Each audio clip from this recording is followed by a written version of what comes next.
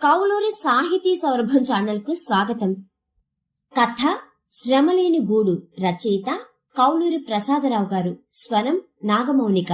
2015 October 20వ తారీఖున ఈనాడు hi బుజ్జీలో ప్రచురితమైన ఈ కథ మీకోసం. అనగనగా ఓ పాడుబడ్డ బావి. దాని అంచుకు మొలిచిన రావి కొమ్మకు 2 పిట్టలు విడివిడిగా గూళ్లు అల్లుకుంటున్నాయి.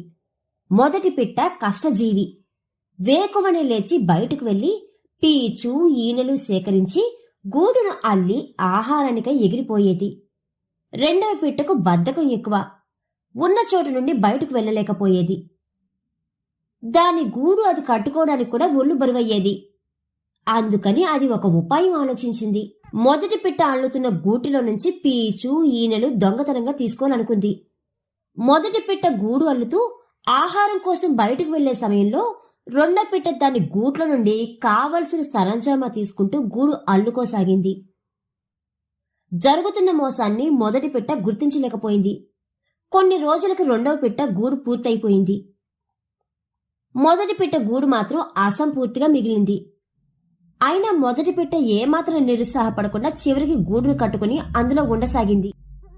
ఒక రాత్రి పెను తుఫాను వచ్చింది. వర్షం ధాటికి మొదటి పిట్ట గూడు తట్టుకుంది. కాని రెండవ పిట్ట గూడు తెగి బావిలో పడిపోయింది. ఎందుకో తెలుసా? రెండవ పిట్ట దొంగతనం చేసింది కాబట్టి తన మోసం ఎక్కడ బయటపడుతుందోననే భయంతో హడావిడిగా అలటం వల్ల గూడు బలహీనంగా తయారైంది. మొదటి పిట్ట కష్టించి నిర్భయంగా దృఢంగా అలటం వల్ల గూడు చెక్కు చెదరలేదు. నీతి: కష్టమే నిలుచును కడకు, కపటమే ముంచును తుదకు.